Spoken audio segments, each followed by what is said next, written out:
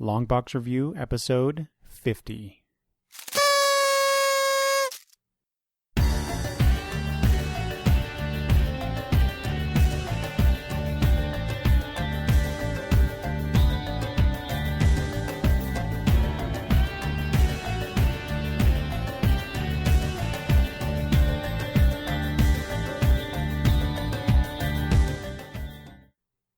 Hi, this is Eric from Longbox Review at longboxreview.wordpress.com. Welcome to the show. It is episode 50. I wanted to do something special for this episode to commemorate not only 50 episodes, which isn't as much as a big deal as this. It's also to commemorate 3 years that I've been doing the podcast. By the time that I release this episode, it will be the week that I released it back in July of 2010. So 3 years I've been doing this, 50 episodes, give or take. There are 50 episodes that are numbered. I actually have an episode 0 that I just kind of ignore. That was my first outing as a podcaster, and it was painful to listen to the few seconds that I did in preparation for this. Let's see. There are 50 numbered episodes, and that's what I'm sticking to in reference to this. So 50 episodes and 3 years. Thank you, first of all, to everyone who listens, everyone around the country, around the world, in fact. I have many listeners in the UK, so thank you very much for them. Thank you very much to them.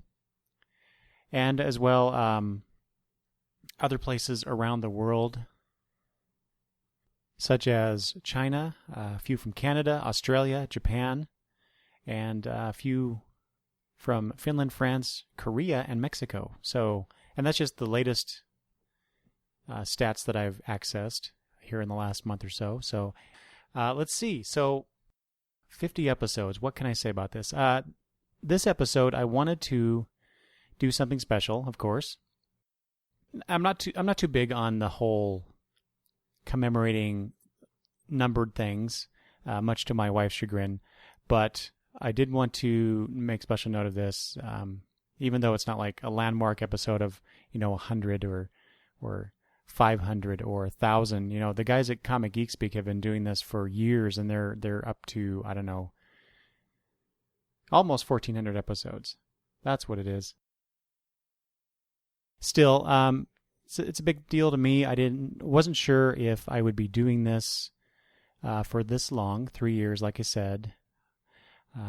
And 50 episodes, so I keep saying 50 a lot. Well, you're going to hear that a lot because, like I said, I was trying to figure out a way to commemorate this, and I was racking my brain. So I thought I would do, like what's typical. I've seen in other podcasts, do a clip show to commemorate however many episodes that they were commemorating, and I just didn't like that idea. Plus, it would take a lot of time for me to go back and listen to those past 49 plus episodes and choose, bits and pieces from each one. I figured out it was like 70 hours worth of audio I'd have to go through. And even going at it like, 1.5 speed or double speed, that would still take a while for me to do. And I didn't want to spend that much time on something like that. So instead, I'm going to do this, and I have to thank my wife for helping me brainstorm this idea. So we were driving to, interestingly enough, to my local comic shop, which is 80 miles away, the comic book shop in Spokane, Washington.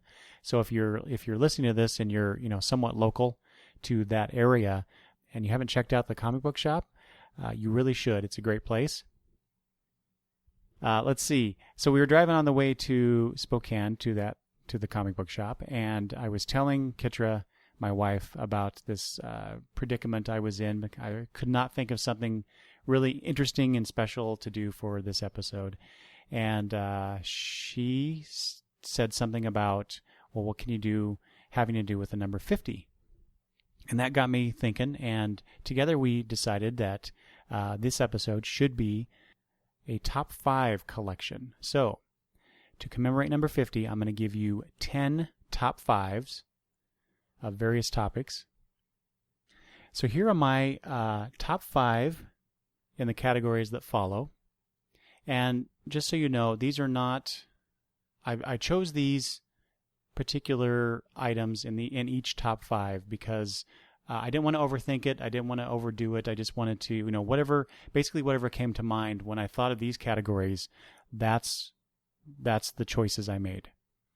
In some cases, it was easy. It was really easy, and I have to admit, some of them are kind of pedestrian, as you'll find out.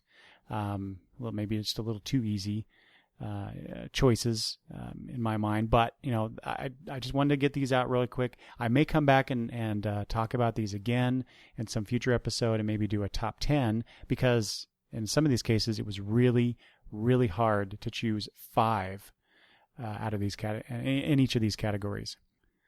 So here we go. Let's get into the top 50 for episode 50 of the Long Box Review podcast. First up, top 5 villains. Let's see. These are, again, in no particular order, so I'll just run down them. Lex Luthor, the number 1 Superman villain. Joker, that's for Batman, of course. Green Goblin for Spider-Man. Green Goblin left a huge impression on me when I first started reading comics, because one of the very first comics that I bought was a Marvel Tales, which featured a reprint of the issue in which Gwen Stacy died. And, of course, Green Goblin has a lot to do with that, and it's just visually such a cool character with that the green mask and the maniacal face, the pumpkin bombs, the goblin glider, just a really cool character. I chose for Batman again. There's 2 Batman villains in here. Ra's al Ghul. Ra's or Raz? So that's always been the debate. When I first started reading comics, I always pronounced it Ra's al Ghul. And then I heard or read an interview with Denny O'Neil who said it was pronounced Ra's. And so that's how I've been pronouncing it for years. And then the Batman Begins movie came out, and everybody referred to him as Ra's al Ghul. So I don't know. I kind of like saying Ra's al Ghul. It sounds more exotic than Ra's. So there you go, Ra's al Ghul. And then finally, Darkseid. What a great villain this guy is. I thought it was really cool that when Justice League relaunched with the New 52, that they brought in Darkseid as the villain that brought the team together to fight in that first storyline. I thought that was just an excellent choice there. He's been a great Superman villain, especially in the Superman the Animated Series, which I'll talk about later. So seeing Superman go up against Darkseid, especially at the end of the Justice League Unlimited cartoon series, that was phenomenal. So there you go. I'm not going to say much about Lex Luthor and Joker, though. I think everyone who reads superhero comics knows why those 2 are the top villains for those particular heroes. So there you go. I had a bunch more, but again, I'm trying to keep this to top 5 and just kind of a more or less a surface look at these categories. So there you go. That's top 5 villains. Next up, top 5 heroes. And again, so these are the heroes that when I thought of, okay, what are my top heroes? These are the ones that jump to mind. All right. So some of these are somewhat obvious as well. However, so let's start off with Batman, of course, because he's just awesome. Who doesn't like Batman? Daredevil, Spider-Man, Superman, and I'll wait to get to the last one. So let me just back up a little bit. So Daredevil, for some reason, has long been one of my very favorite Marvel characters, pretty much since the beginning. I probably discovered Daredevil in the early to mid 80s. I know I've read some earlier issues of Daredevil, but he never really captured my imagination until I think around Daredevil, what was it, number 198, 199, 200, around that time. There's a cover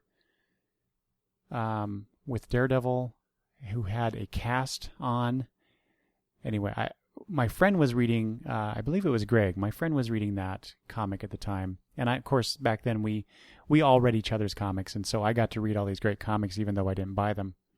Anyway, Daredevil captured my imagination about that time. And I haven't looked back ever since. There was that's not true. There was a time where I had stopped collecting Daredevil after the Typhoid Mary run. The first time that Typhoid Mary shows up in that. And I stopped for a while and then came back when Bendis and Malev was doing their stories on Daredevil, and just immediately fell back in love with the character, and I've been reading pretty much everything that's Daredevil related ever since. Let's see. I said Spider-Man. Spider-Man, like I just mentioned, with the villains, with Green Goblin. Spider-Man is a character who's two comics of the original 3 that I bought were Spider-Man comics. So, and I read a lot of Spider-Man back when I was first starting to read comics. Plus, there was the Amazing Spider-Man TV series. There was the Spider-Man and His Amazing Friends animated series. The movies more recently. So, Spider-Man's been a huge part of my life, comic reading life anyway.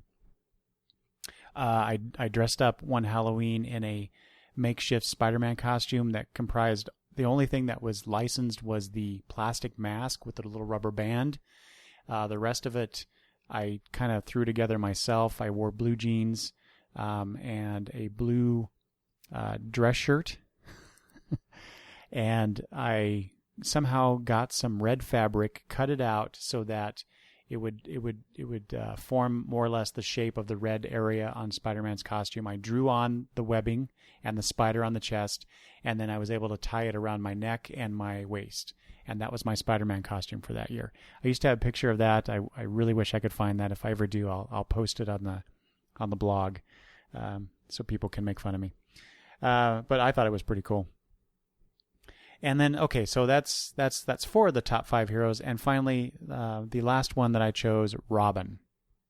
Robin has been a huge part of my life, comic reading life, and otherwise, growing up. Of course, that started with the new Teen Titans version of Robin, but I went back and read all that I could having to do with Robin because of that, even those awful Teen Titans issues. DC trying to be relevant to teenagers back then. And I've followed the character of Dick Grayson as Robin, into his Nightwing persona, into Batman and back. But it wasn't just Dick Grayson. It was the Dick Grayson of Earth 2 as Robin. It was Jason Todd as Robin. Although I'm not all that keen on Jason Todd as a character now, and his Red Hood persona, but when he was Robin, before they killed him off, I thought, it was an interesting departure from the Robin that I knew and loved as Batman's sidekick. So, and then on to Tim Drake, which I think is probably one of the best Robins basically he's the best Robin to me, aside from Dick Grayson, and probably even a better Robin as a partner to the Batman. So I know there's a lot of Tim Drake detractors out there. I'm looking at you, Travis. But I particularly like him. Stephanie Brown had a stint as Robin, which I actually have. I bought some of the issues in which she was Robin. I haven't read all of them, so I'm looking forward to discovering how Stephanie Brown performed in that role. And also, of course, there's Carrie Kelly from The Dark Knight Returns. And of course, there is the most recent Robin in the New 52 Batman comics anyway, Damian Wayne, a character that I actually did not like all that much to begin with, but man, that character grew on me, and I ended up loving the guy. So when they killed him off, I was pretty sad to see that, because I wanted to see where that father-son dynamic could go with Batman. And who knows? I'm sure there's a bunch of other interstitial Robins that I'm forgetting, but those are the main ones. All right, let's move on. Top 5 teams. Again, this is easy. I'm just going to run down them real quick and then talk about them.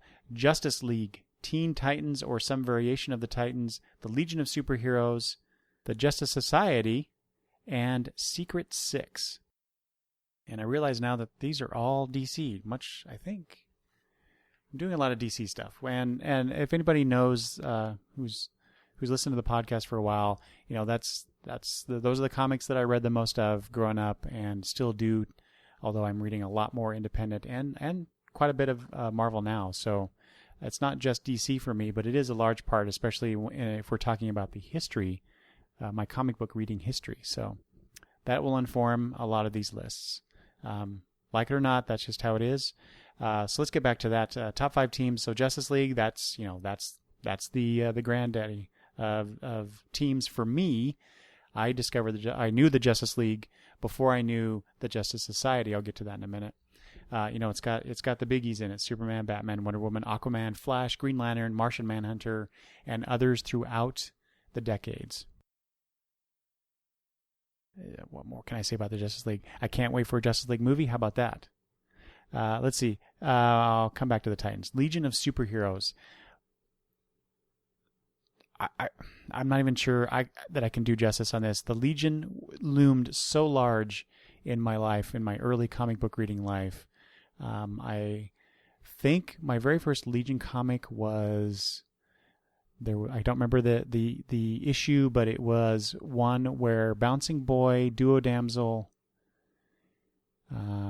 Colossal Boy, and Shrinking Violet. Maybe it was Element. Oh man, I should have looked this up before. Anyway, they were off in space, and some of the characters were in dire straits. There, some of the Legion cruiser, something was wrong with it, and they had to work together to get out of the predicament, which of course they did. But that was my first Legion comic, and then I found one of the DC digests that reprinted a bunch of Jim Shooter stories from the Legion back when he was just a wee lad doing that. And so we had the Time Trapper. No, not Time Trapper. It was Mordru. It was, wow. See, this is what happens when you get old. Your memory starts playing tricks on you. Or if you're just not prepared for your own podcast. Because I don't know what exactly I'm going to say until I start recording. Anyway, so no, it was the Fatal Five story.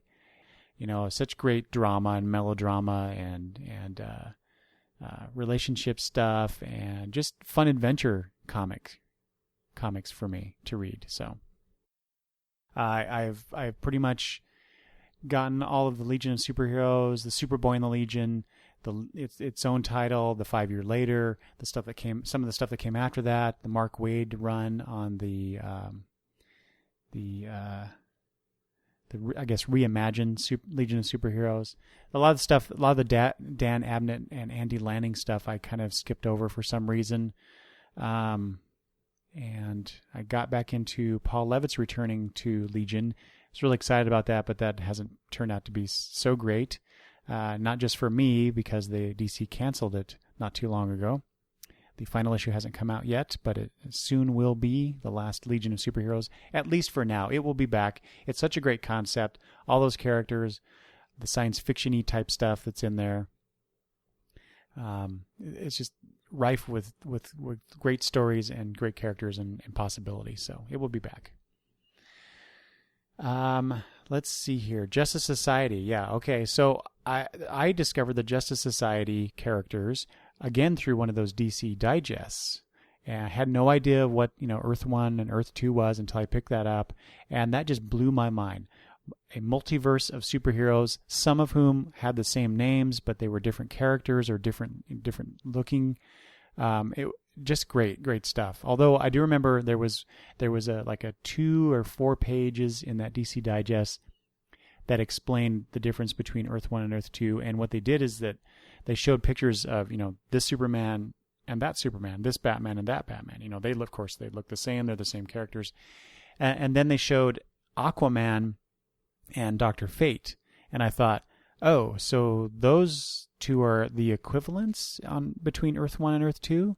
Of course, that I found out later that was not true, but, the way that particular segment in that digest was portrayed, it confused me a little bit. But, interesting to think that maybe Aquaman and Dr. Fate are somehow doppelgangers of each other on different Earths. Well, it was for me anyway. Let's see. Secret Six. That is this. I said before I didn't want to overthink it. This is one of those categories where I did kind of overthink it. I originally had another group on here, but I realized that of the list, I had about, 10, 11 things on the teams list. Secret Six was on there, and I'm looking it over, and I realized that more recently, the Secret Six and what Gail Simone and the various artists on that series did was very compelling, such great stories that it overshadowed the other group that I had chosen. And while they're a great group, just what the Secret Six title did for me as a reader had just loomed larger in my mind, at least right now, than that other group. And that's sort of how I chose some of these entries in these top 5 lists. Is that I was looking back at the history of it in my mind, and if they had a great impact on me, either emotionally as I was reading this stuff, or just over time, I've gotten so much, all the various volumes, editions, or whatever you want to call them, that obviously has its own impact. So I was just kind of looking at how these titles and these characters and these situations, these stories affected me, and so that does inform my choices here. Speaking of that, Teen Titans, the final of this in this category. Wow. Out of everything that I've collected over the last 30 plus years, the Titans and their various incarnations, the various titles, all the different characters that have come and gone, they've been my favorite team of all time. Sometimes there are certain times when, say, the Legion was maybe hit the number 1 spot for a while, but the Titans always return. Even though right now I have to say the Teen Titans title from the New 52, it's not really hitting a home run for me, but I still love the characters. I love the idea of it. These sidekicks, these teenagers getting together to do their own thing, to prove themselves, and everything that goes with it. I just absolutely love that. All right, next up, top 5 artists. Okay, here's where we're getting into the list that it was really, really hard. I have a huge list of artists here. How do you narrow it down to just top 5? Again, mostly I had to think about who are my go-to guys, who are the artists that I constantly tell people, when people ask me, who's your favorite comic book artist? What are the names that pop up immediately? So that's where I went. There's a lot of great artists out there, a lot of great pencilers, a lot of great inkers, color artists, although I don't think I have specific color artists on my list. There's just a lot of great artists in general out there, but primarily these are people that are known for their penciling, at least in my experience, and for various reasons. But let's get to it. So I mentioned Titans in the last list, looming large as far as teams. So I have to go with George Perez as one of my top 5 artists. Alex Ross, Neil Adams, Alan Davis, and just like the Secret Six choice here, a more recent addition to the list, J.H. Williams III. So all very great artists in their own right, for various reasons. Perez, I just adored his work on the Titans and other things. He's not always the best at drawing some other characters I've noticed over the years. I don't care for his Wonder Woman for all that much. I don't care for his Superman all that much, but he really did New Teen Titans very well, and he's just done a lot of great stuff over the years. His Avengers work was really good too. Neil Adams, obviously, Batman, Green Lantern. He's an old school guy. He's great. When I first got into comics and actually started drawing my own stuff, I would draw various characters, that I loved, and then I started drawing my own characters. But the style that I gravitated towards was a Neil Adams, George Perez-esque realism, I guess, if you will, that I particularly liked. Let's see, Alan Davis. I just love Alan Davis. Anything he does, I love. Just, good, clean line work. It's recognizable. I guess that to some people that might be a detraction, that he hasn't really changed all that much in all these years, but I just, everything he does, I just think is great. So, J.H. Williams III, I had to debate about that one, but his work on Batwoman has been phenomenal. So just his design sense. It's not necessarily his line work, but and his line work is good because he can do multiple styles that work well for the story that they're telling. Like I said, in Batwoman, the stuff that he does when Batwoman is the central focus of that particular part of the story is just incredible. The stuff that he does when it's Kate is different enough, but still recognizable, and just works well with the kind of storytelling he's doing. And then just his design sense on the page, the way he breaks up panels and does various designs on the page, bat designs or some sort of sigil on there. It's just really cool looking stuff.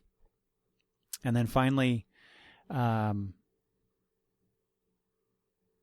Ross, painter extraordinaire.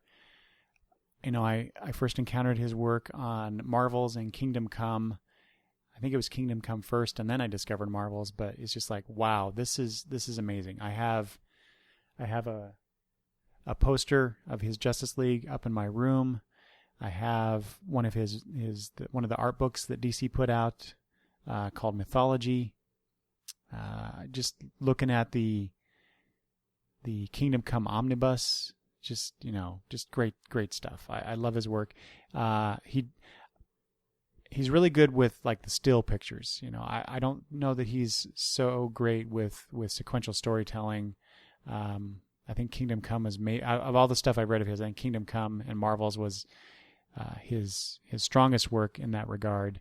I won't say that I've read everything by, especially all these artists. I haven't read everything that they've ever done, but of the stuff I have read and looked at over the years, those two works stand out in my mind. But I absolutely love his still pictures, his portraits, if you will. Oh, and I'm forgetting that those oversized books that he did with Paul Dini. Those were fantastic. Okay, moving on from artists, I now go to my top 5 writers. I'm just going to list them and then talk about them. Neil Gaiman, Mark Waid, Grant Morrison, Brian K. Vaughan, and Jonathan Hickman. Okay, and boy, this list was even longer than the artist list because I've always been primarily focused on the story of comic books. Art has always been more or less secondary to me, but because it's always about the words and the emotion that gets across, and I realize I'm doing a disservice to the artist, the other creators involved, because they, for the most part, comic books are a collaborative effort. A large part of the story comes from the artist, but I tend to think of what I'm reading, literally reading on the page. That's the writer. So I tend to gravitate more towards them. I chose writing as a focus when I went to school, so because I can't draw all that great, but so writing has a particular place in my heart. So anyway, get back to my top 5 comic book writers. Neil Gaiman, primarily on the work that he did on Sandman. It's that strong for something that lasted 75 issues and ended years ago. Neil Gaiman's work on that title earned him a spot on this list.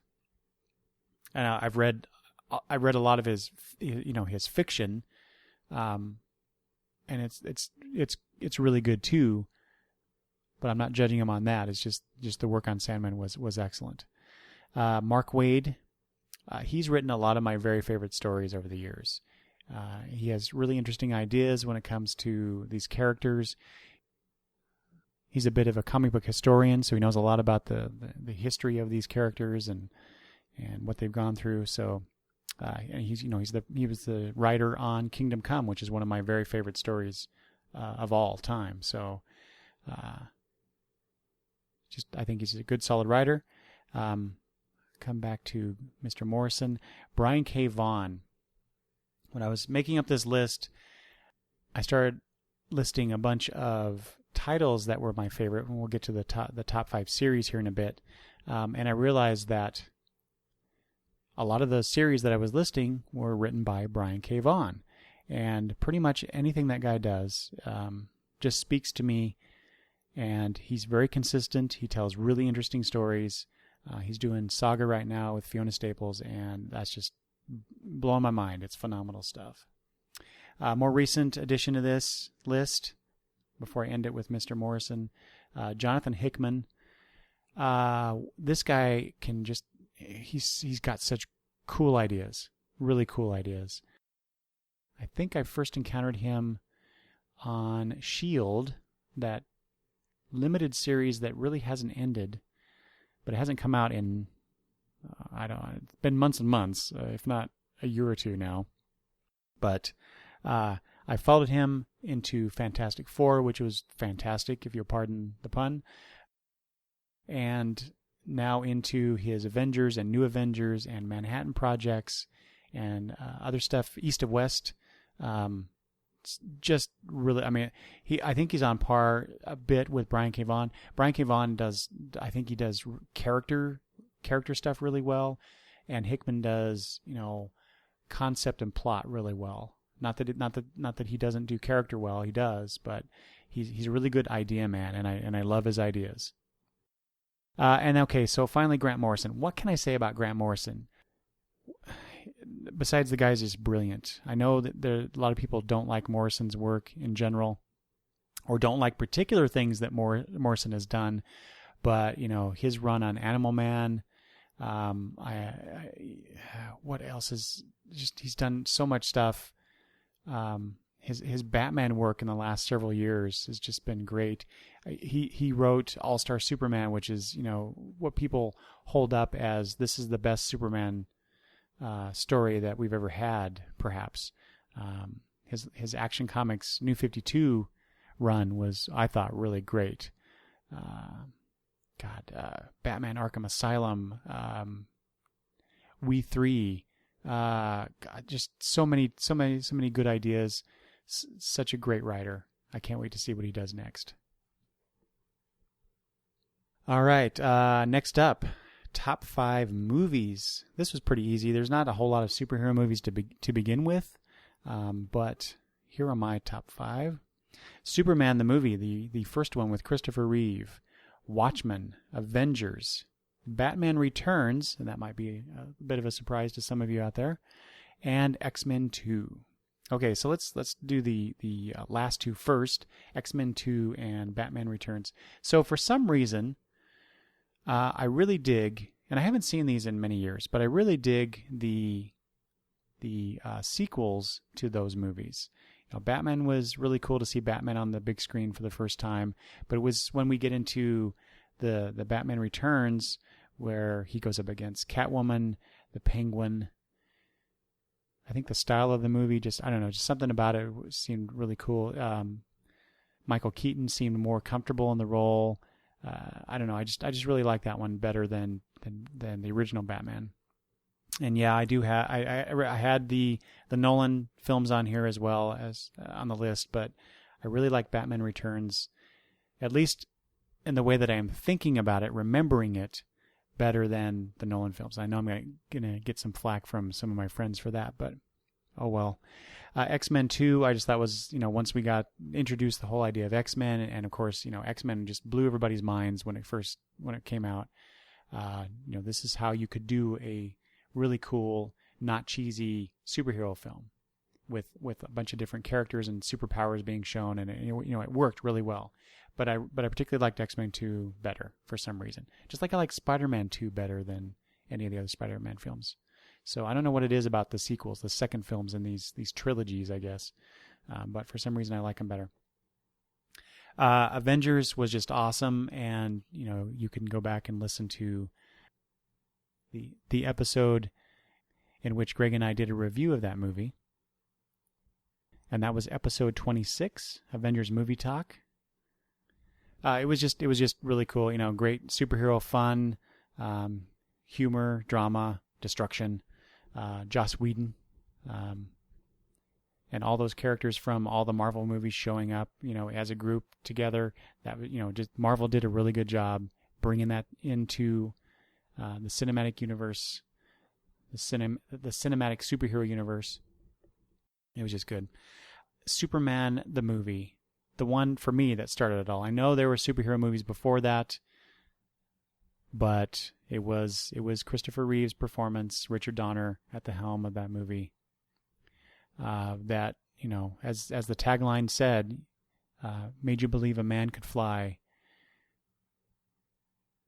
And it was just, I don't know. I love watching it. I still hate the whole turning back time thing, but up until that point, it was just a very human story. The bit, when Pa Kent dies in the movie and Clark just feels powerless and he's lost hope, and then he becomes Superman, and there's the whole bit with Lois Lane, that scene where he's cradling Lois just gets me every time. And when he screams out and his voice is echoing throughout the land, it's just it sends chills down my spine. Gene Hackman as Luthor was, campy but a lot of fun. That was just a great, fun movie. And then finally Watchmen, which is my number one superhero movie. Zack Snyder did an awesome job of bringing the page to the screen, and I love the story. I love the special effects. I think it's just a really good superhero movie. And we'll see over time how that plays out, given that we have a bunch of new superhero movies this year, with Iron Man 3, Man of Steel, etc. It's just too soon for me to kind of gauge how those newer movies fit in with these others that loom pretty large in my mind. All right, from movies to TV, we're going to talk about the top 5 animated series. And again, this is pretty easy because really there haven't been that many superhero animated series. But these are still all of my favorites. You have Batman the Animated Series, which kind of started it all in the 90s as far as animated superhero series. Then you got Superman the Animated Series, which they followed up with a year or two later, I think it was. And while not as successful or as well regarded, I think, in the comic book community, Superman the Animated Series, I actually like that just a bit better than Batman the Animated Series. Then more recently we have Batman Brave and the Bold, which actually I didn't like at first. I thought it was too cheesy, too campy, a bit too 60s Batman for my taste. But I kept watching it, and it really grew on me, and to the point where I really, really loved it. And then we have my top two. Young Justice and Justice League / Justice League Unlimited. I think of the Justice League and the Unlimited part, that's all one and the same to me, just like Young Justice / Young Justice Invasion. It's all really the same. They just retitled it for some reason. But let's talk about Young Justice. So much like I said about the Teen Titans and Legion of Superheroes, just teenage superheroes, the sidekick angle. You get Young Justice in there with all of the sidekicks telling their story with the Justice League involved peripherally. It was just the animation style was just fantastic. It may actually end up being my very favorite animated series, at least so far. I don't know, who knows what the future will bring, right? But it broke my heart when they canceled that after 2 seasons. So And then Justice League Unlimited. Boy, when that was out, I can't remember if it was the first or second season. That was actually my favorite television show that I was watching at that time. I looked forward to a new episode of Justice League more so than anything else I was watching at that time. You get the Justice League, my favorite team, right, or one of my favorite teams, together in the animated universe, DC universe, and what great episodes they had there. That whole, like I mentioned that before with in regards to Darkseid, when the Justice League went up against Darkseid and Superman let loose with his full power, that we'd never seen that before because he's always been holding back, and that was just a great scene. The whole romance between Batman and Wonder Woman that they started there, I thought that was great, and I kind of wish they would have done something more with that in the comics. They did a little bit, but people just quickly forgot about it, I guess. There's just too many great episodes and themes running through Justice League and Justice League Unlimited. Oh, and then just Unlimited, when they brought in, a ton of DC characters, not even focusing on them necessarily, but showing them in the background. That was just, really cool to go, oh, look, they got this guy or they got that girl, whatever. It was great. Great fun. So there you go. That's the animated series. Okay, here we go. The last few. These were the ones where I really had to think about them. Yep. The last three. Limited series. We'll start there. Top 5 limited series. First up, Ronin. The Dark Knight Returns. Blackest Night, The Golden Age, and Superman for All Seasons. Okay. Ronin by Frank Miller with Lynn Varley on colors. Wow. That comic blew my mind back then. I think that was Frank Miller post Daredevil coming over to DC. My memory's a little fuzzy on that, but I didn't know who Frank Miller was really, besides the Daredevil stuff. But it was his Ronin, where it's like, holy crap, this is what comic books can do. Just the storytelling. And I have to admit, I didn't like his art on that series that much at first. In fact, I did not even buy the first issue. But I had friends who did, and I read it, and it blew me away. And so I bought issue 2 on. In fact, I actually bought issue number 1 because it was really hard.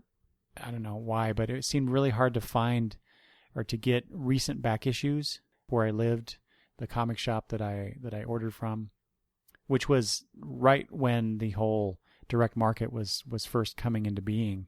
So there was one comic shop in the valley in which I lived, and then another one popped up, and it was closer to my house, so I started going to that guy, and that was it.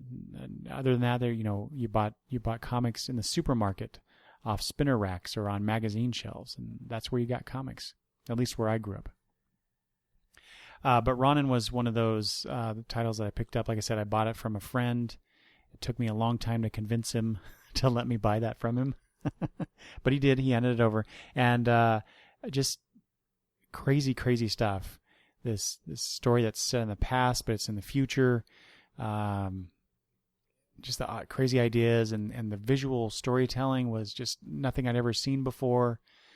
In fact, I should probably go back and reread that. In fact, I should just go buy the Absolute Edition of that. So, something to put on the wish list. The Dark Knight Returns, another Frank Miller.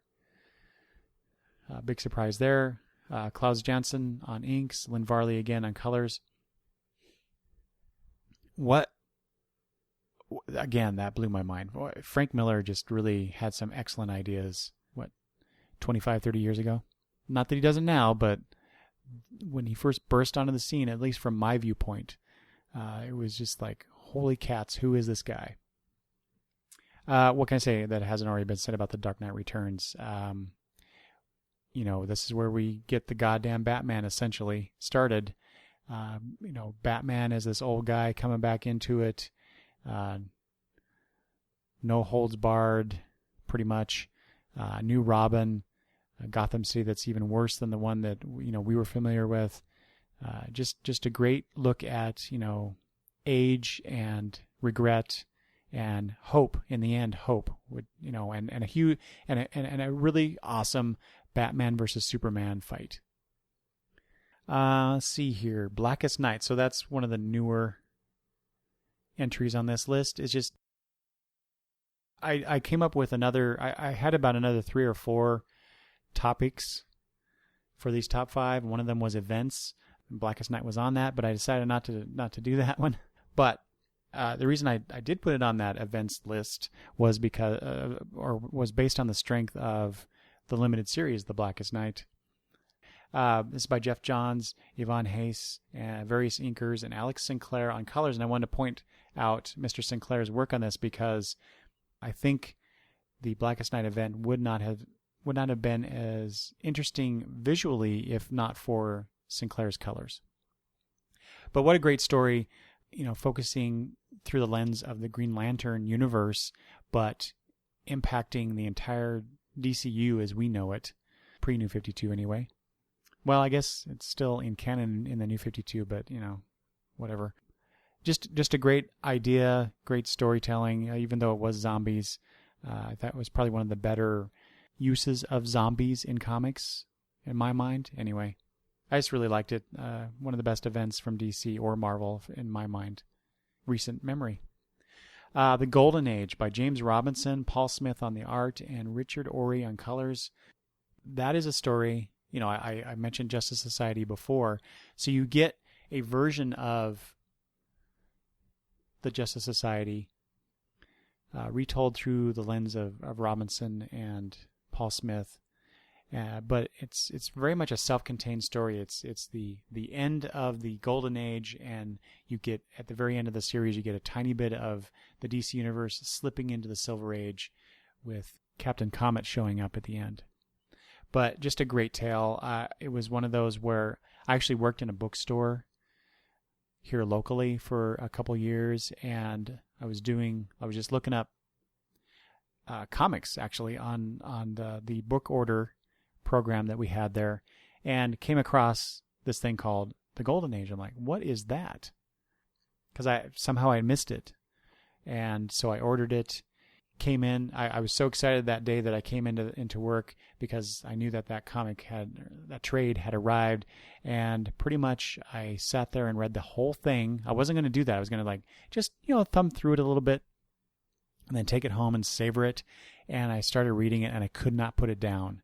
Fortunately, we had no customers for that half an hour to an hour, however long it took me to read it, but I read through that entire thing, and it's one of those comics that I constantly go back to my bookshelf and pull it out and flip through it. I've read through it several times, cover to cover, but every once in a while I just like to look through it because I love Paul Smith's art.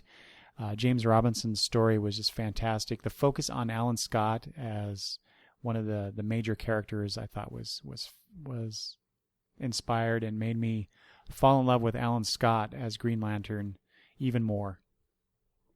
Finally, I have here one of my very favorite stories of all time, and that's Superman for All Seasons. This is by Jeff Loeb, Tim Sale on the art, and Bjarne Hansen on colors. This is just one of those Loeb-Sale collaborations that they did, but for some reason, that story just gets to me. The story of a father and a son, the story of this new hero struggling with his place in this world, with this maniac trying to toss him out, make him feel an outsider, more of an outsider than he already is. But it's really just the story of family and connection to the family. There are just certain parts of that that, I'll admit it literally makes me cry, which doesn't happen very often. I'm pretty much a cynic when it comes to a lot of things, but when it comes to great storytelling involving family and the father-son dynamic, especially, because I got a father-son thing in my own life, so whenever I encounter that in fiction, it just grabs or pulls on the heartstrings, is what I'm trying to say. Anyway, Superman for All Seasons does that, and just the great way that Loeb and Sale put it together in terms of seasons. Each book, each of the 4 books is a different season in the year in the life of Superman Clark Kent. So I can't say more great things about this. It's just, if you haven't read it, even if you're not a Superman fan, you should read it because it will convert you to be a Superman fan. All right, top 5 graphic novels. Boy, this was hard. So there's some caveats here. So I don't have that many original graphic novels in my collection. So what I did was I chose stories that were collected in a trade form, whether it's paperback or hardcover, doesn't matter. Whether it's in one edition or multiple editions, doesn't matter. Or volumes, I should say, not editions. But it has to be a complete story. So with that in mind, I chose the following: Batman Arkham Asylum, Strangers in Paradise, Watchmen, Kingdom Come, and Sandman. So I talked before with Neil Gaiman in regards to his work on Sandman, so I'm not going to say much more about that. Just what great storytelling, what a fantastic ride that was, the entire 75 issues, plus, what, I think they had a special or two. But Sandman was a story about stories. It's very meta in that way, and Neil Gaiman had a handle on that like nobody's business.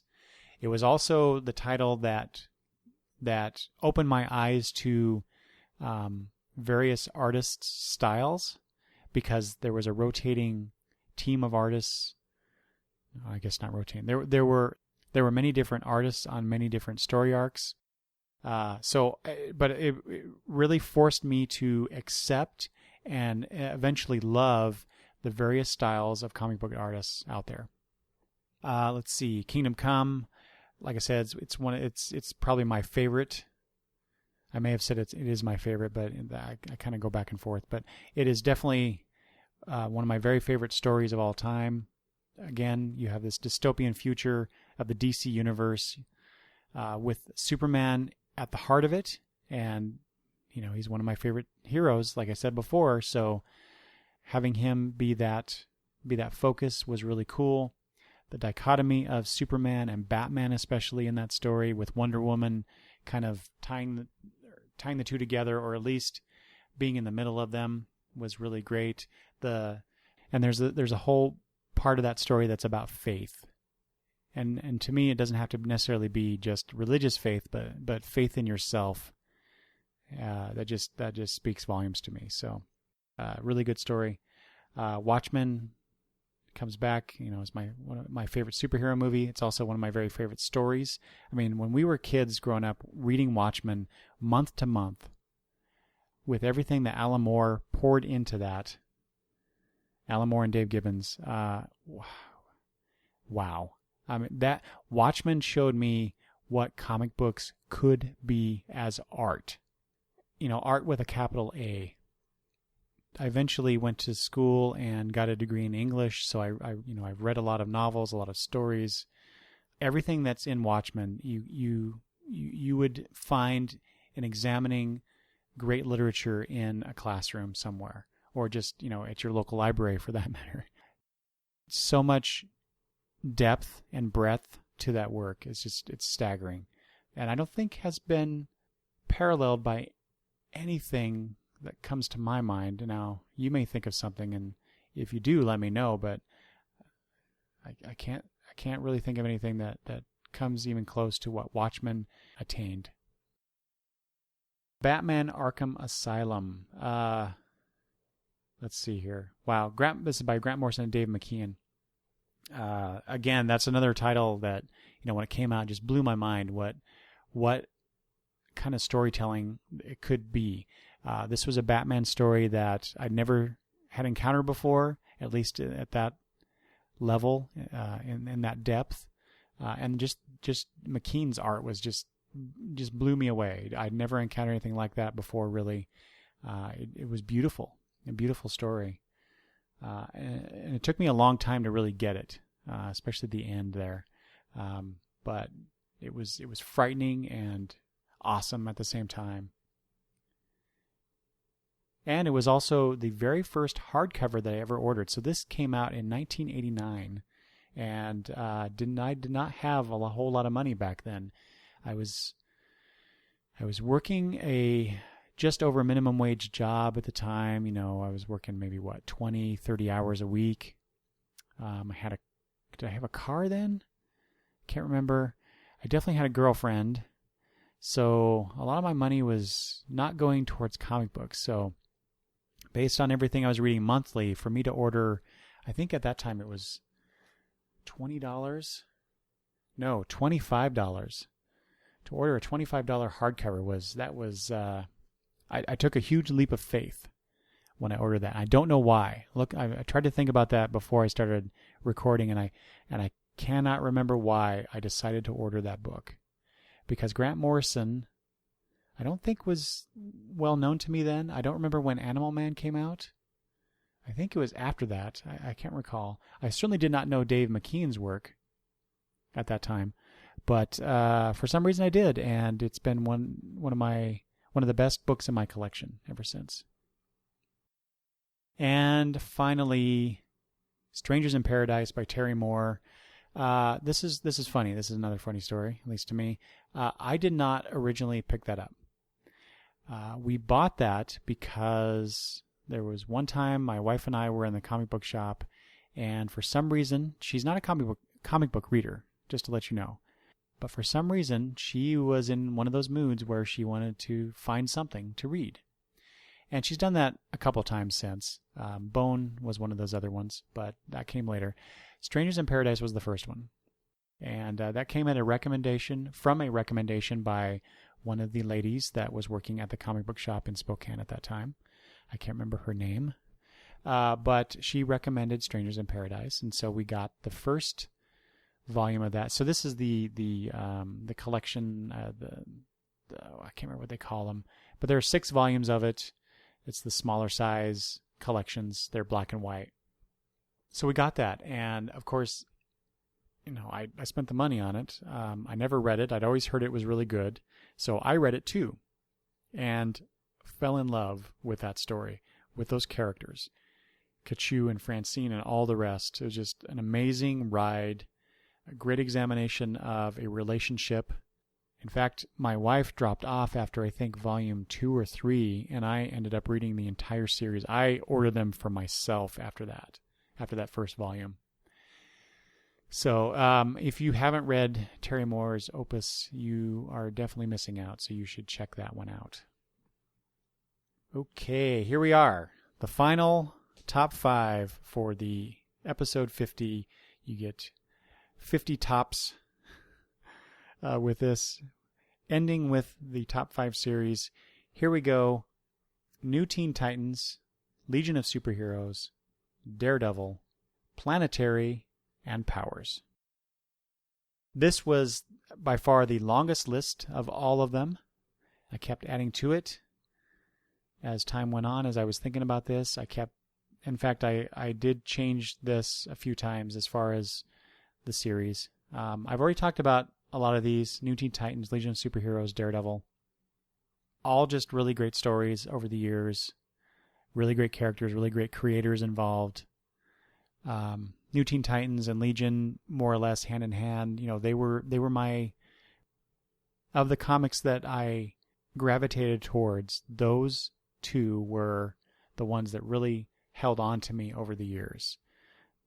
For various reasons, and I won't go into those, but I've already talked a little bit about that in the previous top 5s. But Daredevil, the same. Once I discovered Daredevil, and what an interesting character.